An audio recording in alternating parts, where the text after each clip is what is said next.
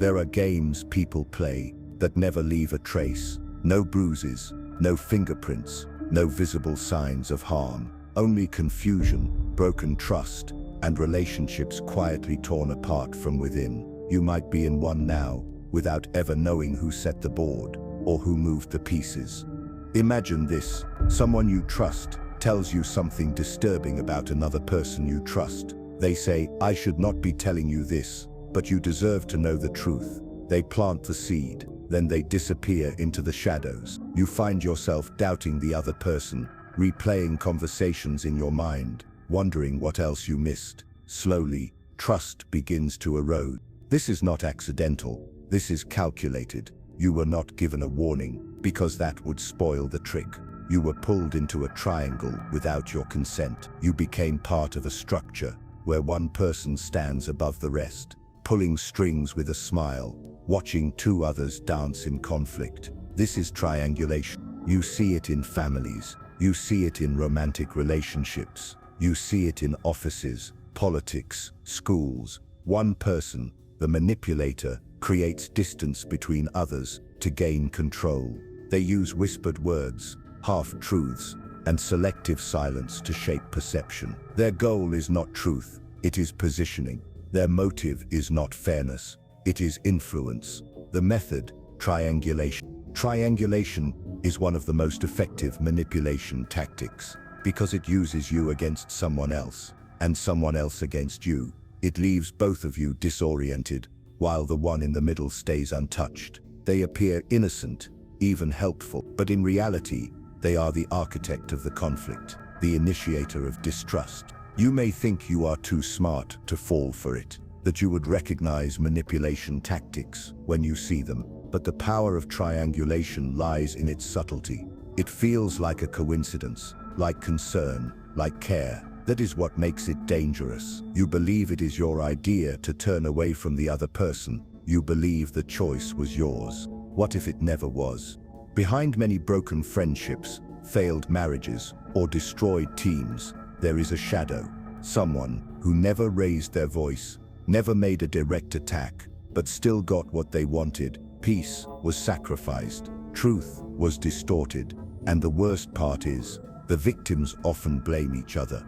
You may be wondering how this happens so easily, why people let it happen, why we participate without even knowing. But to understand that, we must go deeper into the beliefs we hold about human relationships, trust, and the nature of communication. Because the secret does not begin with the manipulator. It begins with a lie that we have all been taught to believe. And once you see it, you cannot unsee it. From the moment we are taught how to speak, we are also taught what to believe. Trust is earned, communication is honest, good people say what they mean, and bad people lie. That is the rule we grow up with, a simple line drawn between truth and deception, good and evil, black and white. But that line is not real. In reality, most manipulation does not come from liars. It comes from people who leave things out, who speak just enough truth to be believed, and just enough silence to control the outcome. These are not outright lies, they are shadows that stretch across your mind. This is how triangulation begins, not with betrayal but with subtlety. You were told that communication is about clarity, but in the hands of a manipulator, communication becomes a tool for distortion. The words they choose to share are never neutral. The timing is never random. They know what will trigger your emotions. They know what parts to reveal and what parts to hide. They play the role of the messenger, but they control the entire message. It begins with one person saying something small. I think they have a problem with you. That is it, just a seed. That seed lands in your mind. It grows roots overnight. You replay conversations, question body language, and wonder what you missed. You never ask yourself who gave you the seed, or why, because your attention is now focused elsewhere. You begin to act differently around the third person, a little colder, a little more guarded. They notice the shift, and they respond in kind. Now the tension becomes mutual, and the one who planted the seed stands back, innocent, pretending they had nothing to do with it. You believe you are reacting to reality, but in truth, you are reacting to architecture. The dark secret behind triangulation is this: the triangle is not made by conflict, it is made by design. It is constructed, it is built through careful psychological engineering, and the belief that people are naturally transparent. That belief is what gives the manipulator the power to remain invisible. Murray Bowen, a pioneer in family systems theory, studied this triangle long ago. He found that in families, when anxiety rises between two people, a third person is brought in, not to resolve the tension, but to absorb it. This is not resolution. This is redirection. It is emotional delegation disguised as connection. It turns relationships into mechanisms of control.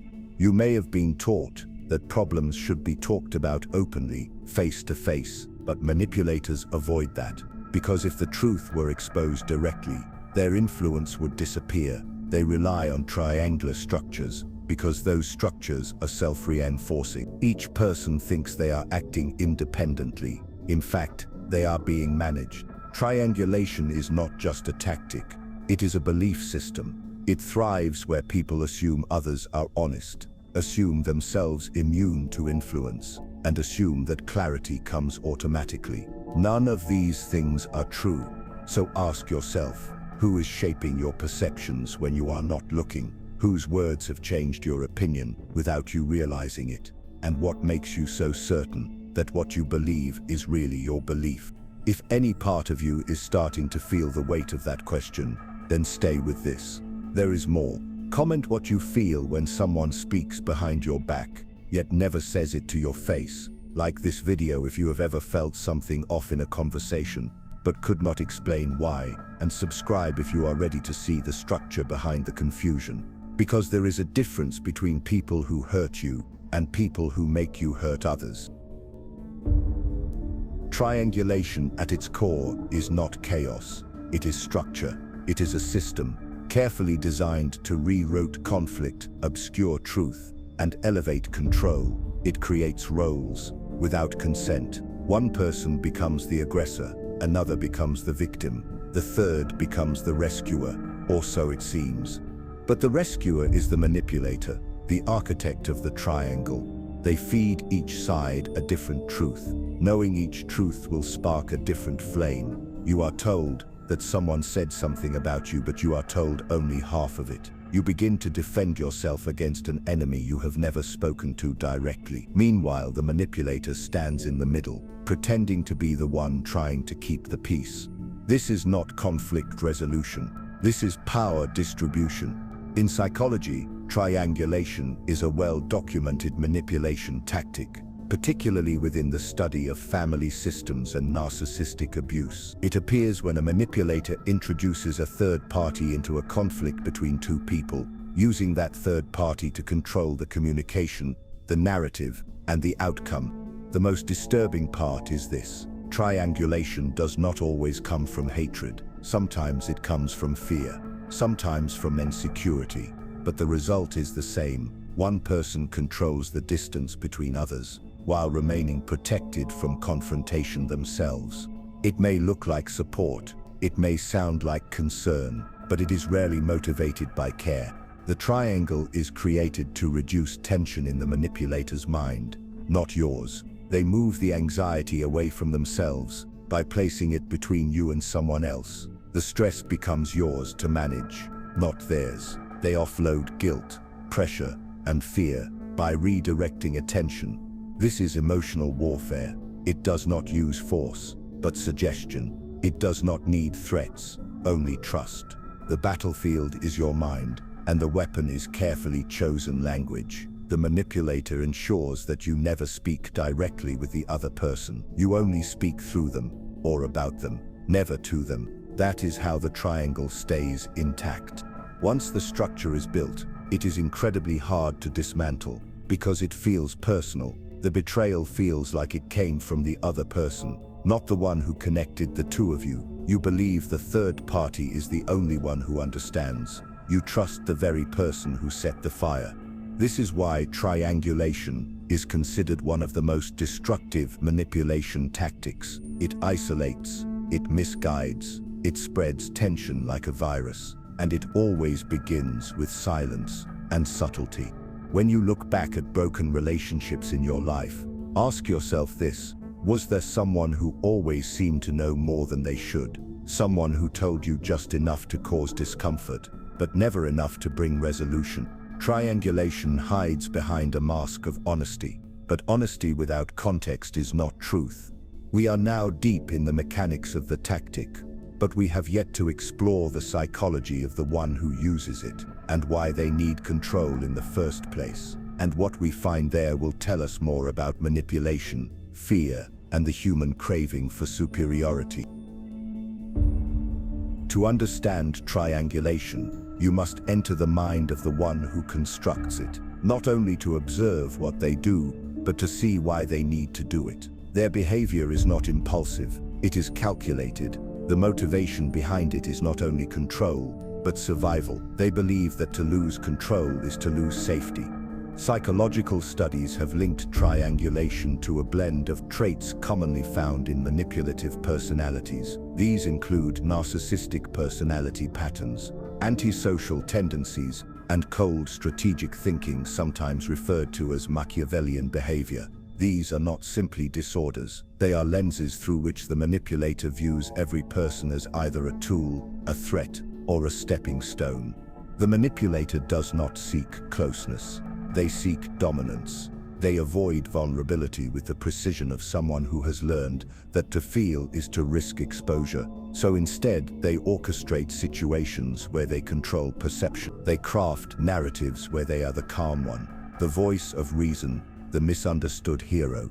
The others, they become volatile, difficult, untrustworthy.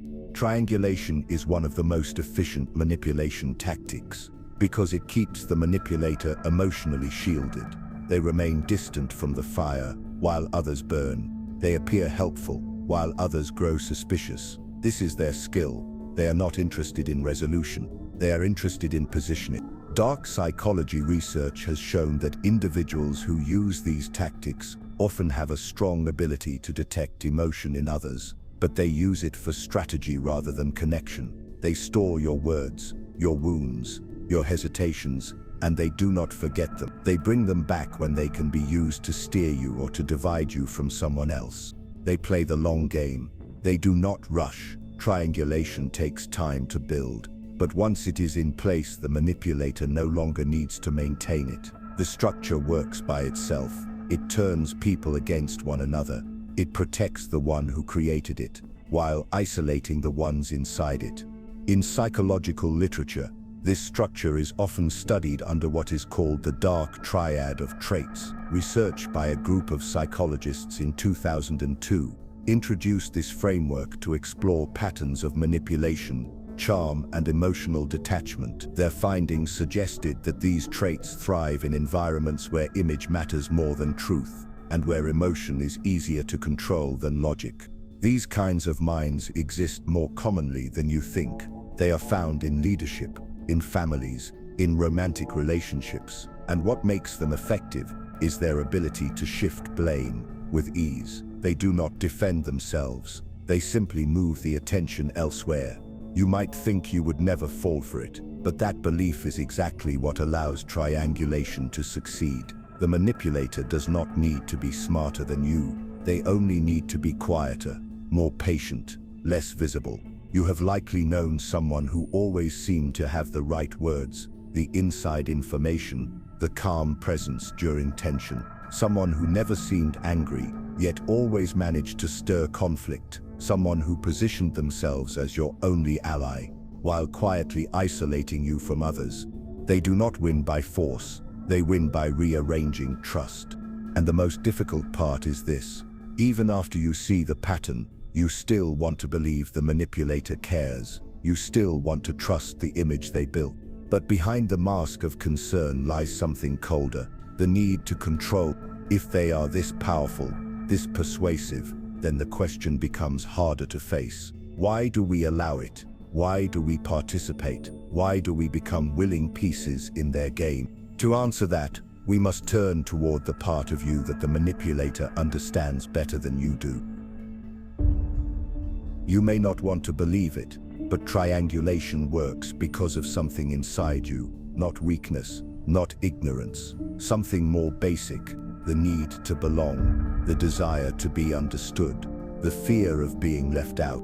These are not flaws, they are part of being human. Psychologists have shown that people will often distort their own memories, suppress their doubts, and even change their values, if it means keeping a sense of connection. This vulnerability, this longing for safety in relationships, is exactly what the manipulator depends on. They do not break you, they simply redirect your trust.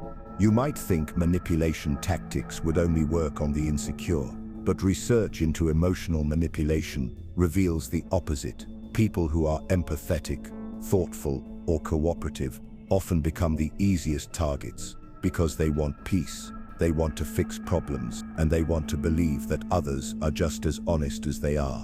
When triangulation begins, you do not feel manipulated, you feel informed, you feel included. The manipulator does not ask you to take sides directly. They guide your perception with subtle comments. They imply that you were wronged. They imply that someone else has betrayed your trust. You start protecting yourself, pulling away, looking at others differently. You never question the source of the information, you just react to it. That is the trap. Cognitive dissonance plays a powerful role here. When you start believing something about another person, your mind seeks to protect that belief. Even if new evidence appears, you will resist it, because changing your belief means admitting you were misled, that you may have acted wrongly towards someone who did not deserve it. This discomfort is painful, so you avoid it. You stay inside the triangle, convincing yourself that your actions are justified, that the manipulator was only trying to help. But inside, you feel the tension. Groupthink, another psychological force, takes over when triangulation spreads through a workplace, a family, or a social circle. You begin to align with those who echo your thoughts. Not because the thoughts are true, but because they feel safe. Disagreement becomes dangerous. Questioning the manipulator means risking isolation. The fear of being alone is stronger than the fear of being wrong.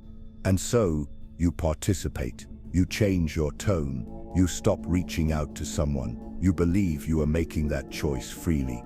But the truth is, your behavior is being influenced by design. This is how triangulation grows. It turns emotional needs into blind spots. It uses your instincts against you. The more you crave stability, the more you are likely to accept subtle manipulation as protection. The manipulator knows this. They watch your reactions. They see where you are insecure, where you hesitate, where you crave reassurance. They know when to speak, when to remain silent, when to plant a question in your mind and let it grow overnight. By the time you realize something feels off, the damage has already begun. It is not about being weak, it is about being human. But once you recognize the pattern, you can begin to reclaim your decisions. Still, there is a deeper layer we have not reached yet. Because triangulation is not only personal, it operates on a larger scale. In relationships, yes, but also in organizations, in schools, in political systems. It thrives anywhere people are divided and controlled. And when it happens across a group, its effect is not just confusion, it is psychological erosion, a slow, quiet collapse of trust itself. Triangulation does not remain small. It may begin with a whisper, but it grows into structure. Once it embeds itself into a relationship, a workplace, a family, it becomes part of the system. The lines between people shift, trust fragments, and the one who controls the flow of perception gains more than influence. They gain dominance. In toxic relationships, triangulation often appears as a way to control intimacy. One partner brings in a third person, sometimes real, sometimes imagined, to create jealousy or insecurity. They mention how someone else listens better, how someone else understands, or they say nothing at all, but allows suspicion to fill the silence. The message is clear, even if the words are absent. You are not the only one, you are replaceable. This keeps you off balance, desperate for validation, unsure of where you stand. In families, Triangulation passes through generations. One parent complains to a child about the other parent, or one sibling is praised while the other is criticized behind closed doors. The manipulator positions themselves as the victim, drawing loyalty from one while building resentment toward another. The family appears united from the outside. Inside, it is fractured. In workplaces, triangulation appears as gossip disguised as concern. A manager says, "Do not mention this," but some people have questioned your attitude. Now you begin doubting your coworkers. You feel isolated. You work harder to be liked. Meanwhile, the manager has done nothing visible. No direct criticism, only suggestion. And in politics, triangulation becomes propaganda. Entire populations are divided by carefully crafted narratives. One group is made to fear another. A third group appears to mediate, offering protection, claiming neutrality. But behind this, there is strategy. There is a desire to rule, not reconcile. Across these settings, the core remains the same. Triangulation is used to control outcomes by controlling perceptions. And once trust is broken in this way, it rarely returns the same. The scars of triangulation are not loud. They do not scream. They show up as quiet tension, as long silences between people who used to laugh together, as confusion when two people cannot explain why they no longer feel close, and most painfully, as loyalty given to the one who caused the divide. The emotional damage is hard to trace. That is what makes it powerful. It looks like a personal issue, like a breakdown in communication. But the breakdown was designed. It was engineered by someone who knew exactly what they were doing. And when this tactic is repeated, it becomes cultural. It becomes accepted. People begin to think this is just how relationships work. That distance, jealousy, competition are normal. But they are not. They are symptoms of manipulation. The longer you stay in the triangle, the more it feels like the only way to survive. So ask yourself, has someone ever made you doubt someone else without ever telling you the full truth? Has someone ever planted a concern in your mind, then vanished behind kindness? If the answer is yes, you are not alone. But we must ask something harder now. Not about the manipulator, not about the system, about ourselves. Why do we play along even after we see the damage? What are we protecting when we stay inside the triangle? The truth is darker than comfort, but it is the only way to escape the loop. Beneath the surface of triangulation lies a deeper truth. The triangle does not only divide others, it reflects the manipulator's inner world, but it also reveals something about those who get pulled into it, something many do not want to face. The craving to feel right, the fear of being excluded, and the illusion that morality is always on our side. Triangulation succeeds because it hijacks our natural instinct to seek meaning in conflict. When someone speaks badly about another person to you, your mind does not just absorb the words, it begins to create a story. That story centers you as the one with insight and positions the other person as untrustworthy. The person who brought you the message becomes your ally. This gives you the illusion of clarity.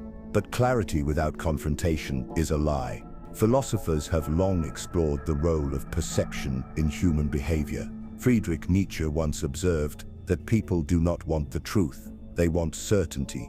Even if that certainty is false, triangulation offers certainty. It gives you a narrative where someone else is to blame, where you are the victim, where confrontation is unnecessary because you already know how the other person feels. You do not have to ask. You do not have to speak. You believe the triangle is already telling you the truth. This belief system is not only encouraged by manipulators, it is enabled by those who fear discomfort. People avoid direct communication, not because they lack words, but because they fear what honesty might reveal. So they choose triangles. They choose indirect speech, selective silence, implied judgment. And over time, this becomes the culture, not just of families or workplaces, of entire societies. Triangulation becomes the standard way to gain favor, to build loyalty, to remove rivals. People reward those who whisper over those who confront. But beneath it all, there is fear.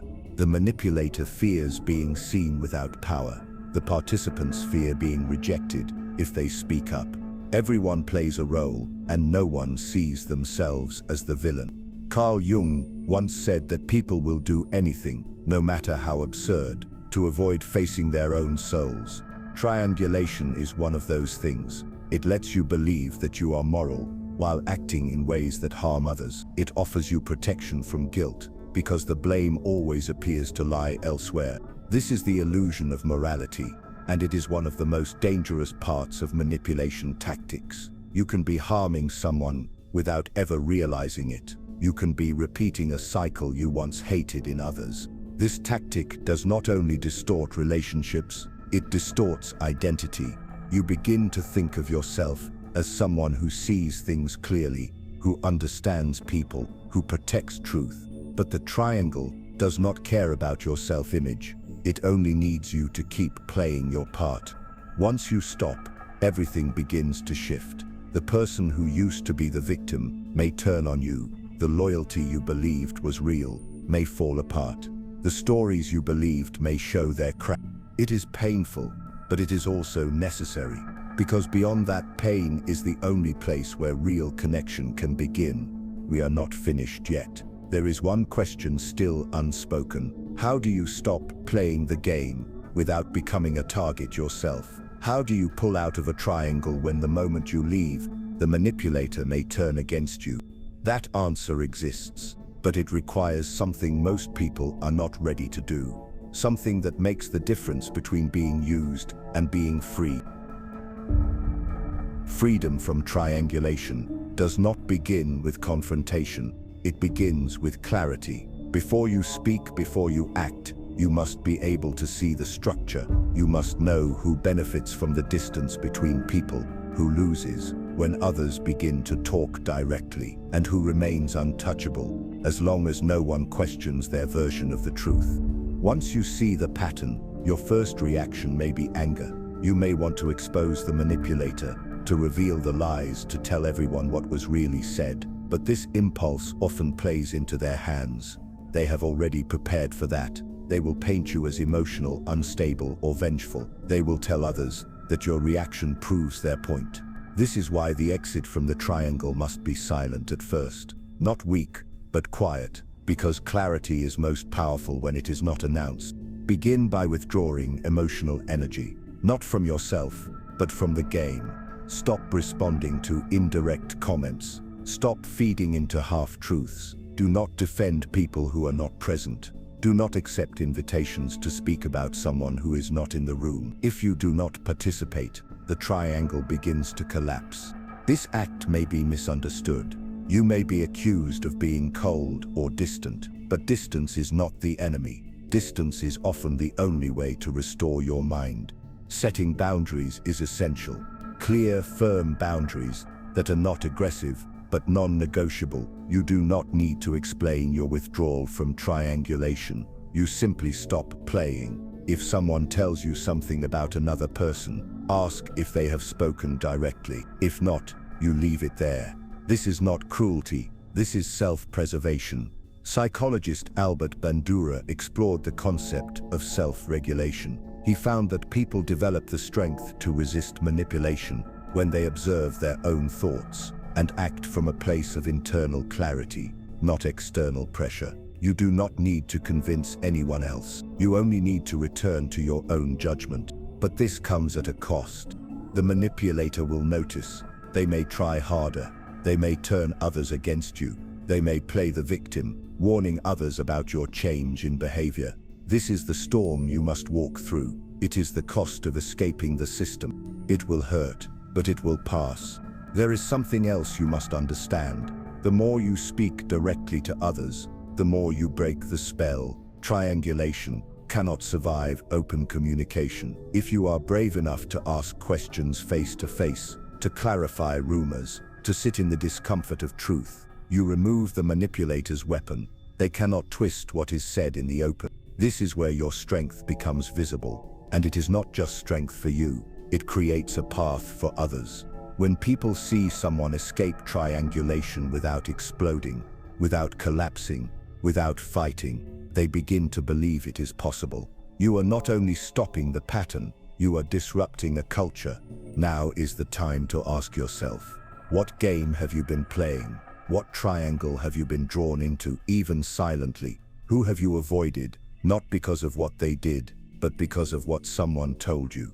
Write it down, say it clearly, not to expose anyone, but to expose the system that tried to own your decisions. Because when you see the structure for what it is, you no longer serve it, you begin to dismantle it.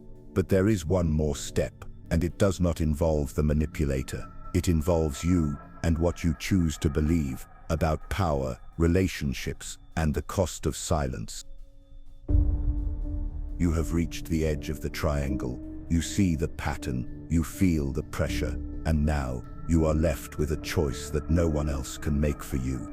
Every triangle is sustained by silence, by distance, by fear. But those things are not imposed, they are accepted. They exist only when people agree to stay in roles that were handed to them, rather than chosen. The manipulator offers the script. You decide whether to perform. The truth is not hidden by force. It is hidden by comfort, by the ease of believing someone else's story, by the relief of having someone else to blame. Triangulation works because it offers you protection from pain, from confusion, from responsibility. But that protection comes at a cost. The cost is your clarity, your connection, your truth. It is easier to walk away from a difficult person than to ask why you believed their words about someone else. It is easier to avoid a conversation than to face the discomfort of being wrong. And it is easier to think of yourself as a victim than to admit you participated in a system that harmed others. But real freedom does not come from being right. It comes from being honest. Every person who sees the pattern has a decision to make. You can remain inside it, nodding, agreeing, avoiding, or you can step out of it with full awareness that doing so may cost you comfort. It may cost you support, but what you gain is worth more. You gain your perception back. You may never change the manipulator. You may never get others to see what you see. That is not your responsibility. Your responsibility is to stop feeding a structure that turns people into enemies, that uses words as weapons, and that dresses fear as wisdom. Let others decide their role. Yours is now yours to choose. This script will not tell you how to fix every relationship. It will not give you a guaranteed outcome, because the truth is not neat. It is not clean, but it is clear, and clarity is what you deserve. Like this video, if it helped you see something you had not seen before, share it with someone who may be trapped in a system they do not even recognize. Subscribe if you want to keep walking through these layers of dark psychology with me, one truth at a time, because this is not the end. There are still more games being played in silence, and more truths buried beneath the stories we are told. The next one might be closer than you think.